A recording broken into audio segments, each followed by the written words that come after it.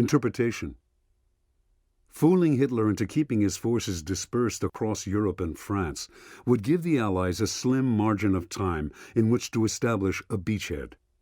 The key was to present him a picture composed of many different kinds of evidence that would tell him the Allies were doing just what he had thought they would. But this picture could not be made up of all kinds of flashing signs pointing to the Balkans and the Pas-de-Calais. That would reek of deception. Instead, they had to create something that had the weight and feel of reality. It had to be subtle, a mix of banal truths with little falsehoods stitched in. If Hitler saw that in its outlines it supported his expectations, his overactive mind would fill in the rest. This is how the Allies wove such a picture. By late 1943, the British had secretly identified all of the German agents active in England. The next step was to turn them into unwitting double agents by feeding them false information about Allied plans for an attack on the Balkans and Norway, say, and the massing of a fictional army, commanded by Patton, the American general Hitler so feared, opposite the Pas-de-Calais. This army, FUSAG, existed only in piles of phony paperwork and wireless transmissions that mimicked a normal army. German agents were allowed to steal FUSAG documents and intercept transmissions, carefully misleading messages, but at the same time, banal and bureaucratic ones, too banal to be seen as fake. Working with film designers, the Allies built an elaborate set of rubber, plastic, and wood that from German reconnaissance planes would look like an enormous camp of tents, aeroplanes, and tanks. The German general who saw FUSAG with his own eyes was misled about the direction he was taking toward London. He had actually passed the real army to the west of FUSAG's supposed site, massing for the invasion of Normandy. As the date of the invasion drew near, the Allies left clues combining fact and fiction still more intricately.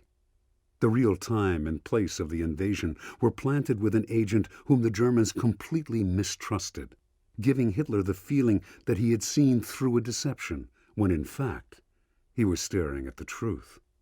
Now, if real information on the timing of the invasion somehow leaked out, Hitler would not know what to believe. The Allies knew that reports on the buying up of Pas-de-Calais maps in Switzerland would reach Hitler, and this would have its own realistic logic.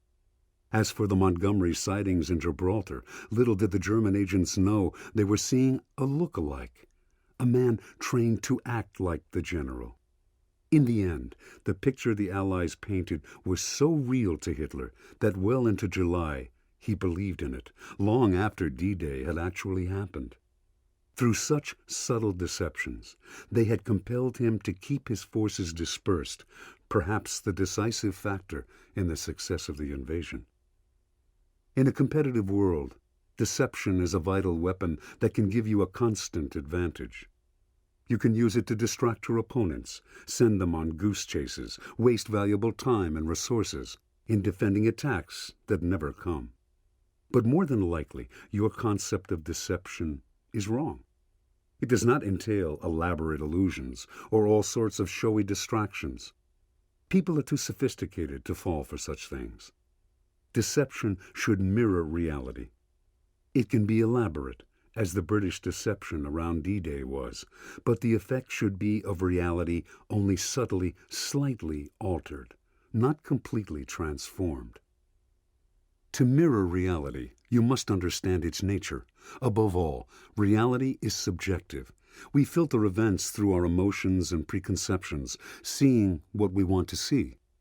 Your false mirror must conform to people's desires and expectations, lulling them to sleep. If the Allies had wanted to attack the Pas-de-Calais, as Hitler suspected, and tried to convince Hitler the attack was coming to Normandy, that would have been a great deal harder than playing on his pre-existing belief. Your false mirror must incorporate things that are visibly true. It must seem somewhat banal, like life itself. It can have contradictory elements, as the D-Day deception did. Reality is often contradictory. In the end, like an Escher painting, you must blend truth and illusion to the point where they become indistinguishable, and your false mirror is taken for reality. Keys to warfare. In war, where the stakes are so high, there is no moral taint in using deception. It is simply an added weapon to create an advantage, much as some animals use camouflage and other tricks to help them survive. To refuse this weapon is a form of unilateral disarmament, giving the other side a clearer view of the field, an advantage that can translate into victory. And there is no morality or goodness in losing a war. We face a similar dynamic in our daily battles in life. If other people can read what we are up to, predict what we are going to do, while we have no clue about them, they have a constant advantage over us that they cannot help but exploit. That is why, in the social realm, we learn from an early age to use deception. We tell others what they want to hear, concealing our real thoughts, hedging with the truth, misleading to make a better impression. Many of these deceptions are entirely unconscious. Since deception is inevitable, what you want is to elevate your game, to make your deceptions more conscious and skillful. You need the power to cloak your maneuvers, to keep people off balance by controlling the perceptions they have of you and the signs you give out. In this sense, there is a lot you can learn from the military arts of deception, which are based on timeless laws of psychology and are infinitely applicable to the battles of daily life. To master this art, you must embrace its necessity and find creative pleasure in manipulating appearances, as if you were directing a film. The following are the 6 main forms of military deception, each with its own advantage. The false front. This is the oldest form of military deception. It originally involved making the enemy believe that one was weaker than, in fact, was the case. A leader would feign a retreat, say, baiting a trap for the enemy to rush into, luring it into an ambush. Controlling the front you present to the world is the most critical deceptive skill. People respond most directly to what they see, to what is most visible to their eyes. If you seem clever, if you seem deceptive, their guard will be up, and it will be impossible to mislead them. Instead, you need to present a front that does the opposite, disarms suspicions.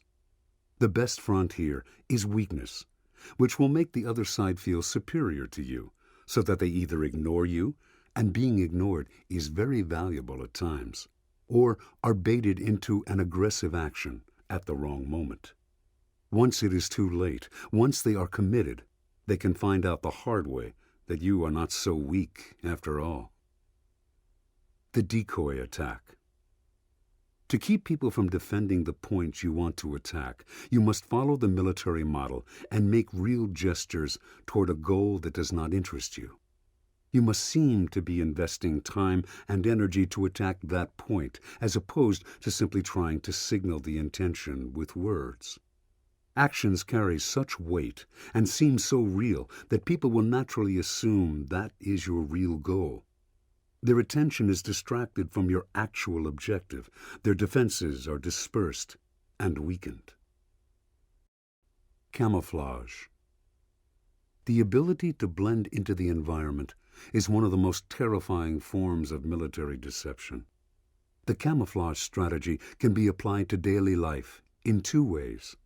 First, it is always good to be able to blend into the social landscape, to avoid calling attention to yourself, unless you choose to do so. When you talk and act like everyone else, mimicking their belief systems, when you blend into the crowd, you make it impossible for people to read anything particular in your behavior. Appearances are all that count here. Dress and talk like a businessman, and you must be a businessman. That gives you great room to move and plot without being noticed. Second, if you are preparing an attack of some sort and begin by blending into the environment, showing no sign of activity, your attack will seem to come out of nowhere, doubling its power. The hypnotic pattern. According to Machiavelli, human beings naturally tend to think in terms of patterns. They like to see events conforming to their expectations by fitting into a pattern or scheme. for schemes, whatever their actual content, comfort us by suggesting that the chaos of life is predictable. This mental habit offers excellent ground for deception, using a strategy that Machiavelli calls acclimatization, deliberately creating some pattern to make your enemies believe that your next action will follow true to form. Having lulled them into complacency, you now have room to work against their expectations, break the pattern, and take them by surprise. This tactic can be extended indefinitely. Once people feel you have deceived them, they will expect you to mislead them again, but they usually think you'll try something different next time. No one, they will tell themselves, is so stupid as to repeat the exact same trick on the same person. That, of course, is just when to repeat it, following the principle of always working against your enemy's expectations. Planted information. People are much more likely to believe something they see with their own eyes than something they are told. They are more likely to believe something they discover than something pushed at them. If you plant the false information you desire them to have with third parties in neutral territory, when they pick up the clues, they have the impression they are the ones discovering the truth. The more you can make them dig for their information, the more deeply they will delude themselves. Shadows within shadows. If you are trying to mislead your enemies, it is often better to concoct something ambiguous and hard to read as opposed to an outright deception. That deception can be uncovered, and enemies can turn their discovery to their advantage, especially if you think they are still fooled and act under that belief. You are the one doubly deceived. By creating something that is simply ambiguous, though, by making everything blurry, there is no deception to uncover. They are simply lost in a mist of uncertainty, where truth and falsehood, good and bad, all merge into one, and it is impossible to get one's bearings straight. Reversal. To be caught in a deception is dangerous. If you don't know that your cover is blown, now, suddenly, your enemies have more information than you do, and you become their tool. If the discovery of your deceit is public, on the other hand, your reputation takes a blow, or worse, the punishments for spying are severe. You must use deception with utmost caution then, employing the least amount of people as possible to avoid the inevitable leaks. You should always leave yourself an escape route, a cover story to protect you should you be exposed. If you become known as a deceiver, try being straightforward and honest for a change. That will confuse people because they won't know how to read you. Your honesty will become a higher form of deception.